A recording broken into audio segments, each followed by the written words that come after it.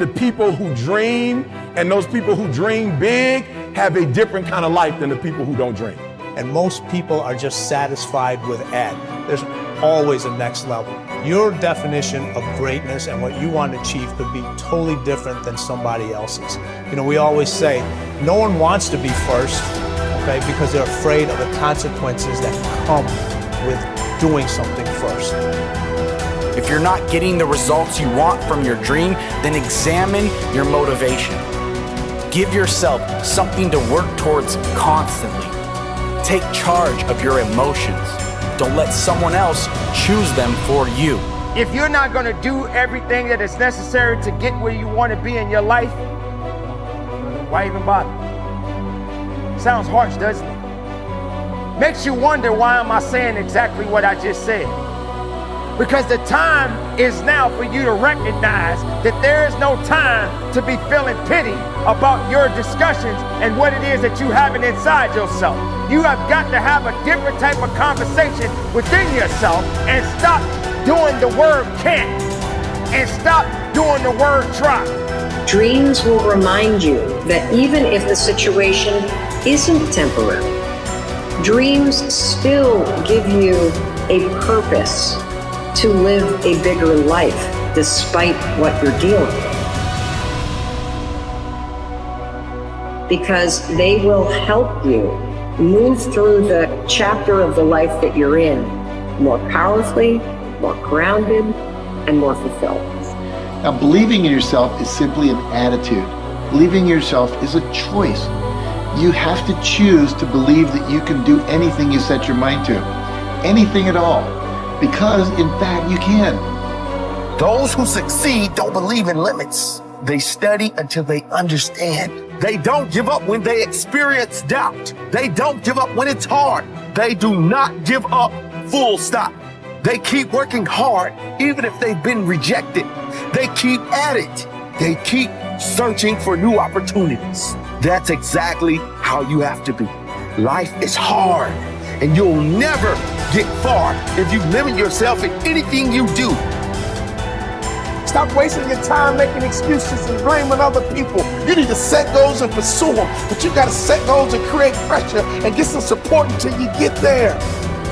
And the worst thing you can do is let yourself off the hook. And that's what excuses do.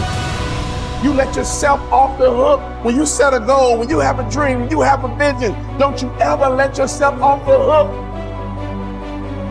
And start now.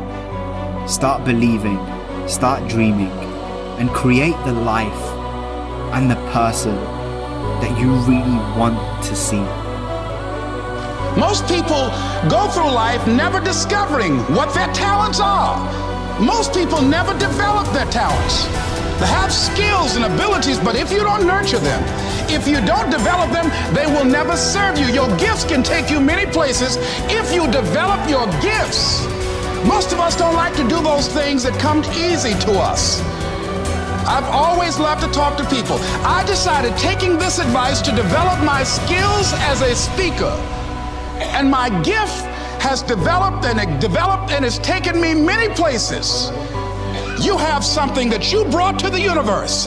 And that if you decide that my life deserves my developing this, what I do well, and becoming the best at it, and mastering myself, and seeing what I have within me, if you decide to drop your buckets where you are and develop your gifts, I grant you, you'll never ever be without.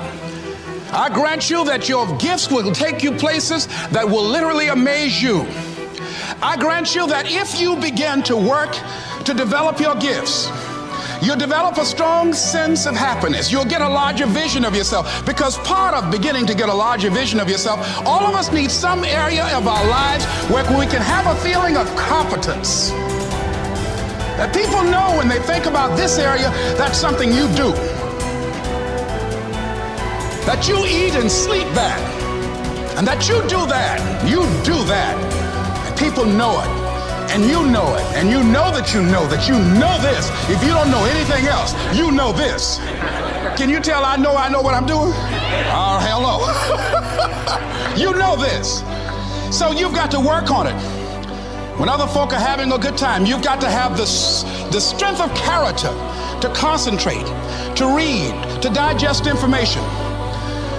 If you decide in any particular area that you're concerned about, to make a conscious, deliberate, determined effort to read one book a month in that area, in 5 years, you'll be among the top 5% experts in the world. I read a minimum of 2 books a week. The average American reads only 1 book a year. If you decide that area that you love, that you are going to master that particular area, in this era of accelerated change, overwhelming complexity, and tremendous competition, as you begin to develop and expand your skills and your talents and your vision of yourself, you will always be in control of your destiny. It is in the nature of things that some people will be more successful and happier than others. Some people will make more money, have better lives, enjoy greater fulfillment and satisfaction, have happier relationships, and contribute more to their communities. Others will not. The most important single quality that you can develop in a time of rapid change is the quality of flexibility. The opposite of flexible thinking is fixed or mechanical thinking. The opposite of approaching life with an open mind is to react automatically and predictably in every situation. The opposite of flexibility is an unwillingness to change in the face of new information or circumstances. The quality of flexibility is therefore essential if you want to do and have more than the average person. Today, perhaps the most important factor affecting your life is the speed of change. We are living in an age where change is taking place at a faster rate than ever before in human history. And if anything, the rate of change is increasing, year by year. Change today is not only faster, but it is also discontinuous, not following a straight line, but starting, stopping, and going off in unpredictable directions. Change is coming at us from all sides in so many different ways that it is often impossible to anticipate what might happen next. By its very nature, change is unpredictable, often forcing us to scrap our very best plans and ideas overnight as the result of a completely new and unexpected development coming from a new and unexpected direction. As a result, we have to remain flexible in our thinking and in our possible courses of action. You must learn to say to remain flexible is, I made a mistake. It is amazing how much time, energy, and money is wasted because someone's ego is so large that they will not admit they have made a mistake, even one that is obvious to everyone around them. Once you say, I was wrong or I made a mistake, the issue is largely over. From then on, everybody can get on with resolving the problem or achieving the goal. But as long as a key person is unwilling to admit that he or she has taken the wrong course, everything comes to a stop. We have seen this repeatedly in national politics, where the failure of a single person to admit a mistake or blunder has led to tremendous waste of time and energy for everyone involved, and often for the entire nation. Here is the most important rule of flexibility. Be clear about your goal, but be flexible about the process of achieving it. Always be open to the influence of your superconscious mind. Remain sensitive to the possibility of serendipitous and synchronous events. Be open to ideas, inspirations, and inputs from other people. In the New Testament, Jesus said, you must become like a little child if you would enter into the kingdom of heaven. One interpretation of these words is that you must remain open-minded, flexible, calm, confident, and curious if you want to be able to recognize new opportunities and possibilities as they open up around you on your journey toward your goal. Resolve to remain flexible and open no matter what happens. Remember, there is almost always a better way to accomplish any task or to achieve any goal. Your aim should be to be alert and aware to what it might be, to find it and then to take action in that new direction as quickly as possible. This will ensure that you inevitably reach your goal, sometimes in the most unexpected and surprising ways. You see, you can have anything you want in life if you want it badly enough and are willing to pay the price. Now, the rules regarding the price of success are simple. There's just 2 of them. Number 1 is you always have to pay full price for success. And number 2 is you always have to pay in advance. Now here are some key points on goals, and please remember these. The first key point is that your ability to set goals and to make plans for their accomplishment is the master skill of success. The development of this skill requires continual practice and serious personal work, something that only the top 5% will discipline themselves to do. You see, setting goals is hard. Setting goals requires delaying gratification. Setting goals means taking some time aside and sitting down and really thinking through what it is you want in each area of your life. And because this is difficult, most people won't do it. Number 2, your goals must be congruent with your basic values. Your self-esteem comes from engaging in activities and working toward goals that are consistent with what you believe to be good and right and important. Take some time to think through what you believe in, and then structure your goals in harmony with your innermost convictions. What are your basic values in life? What would you live for? What would you fight for? What would you sacrifice for? What would you die for?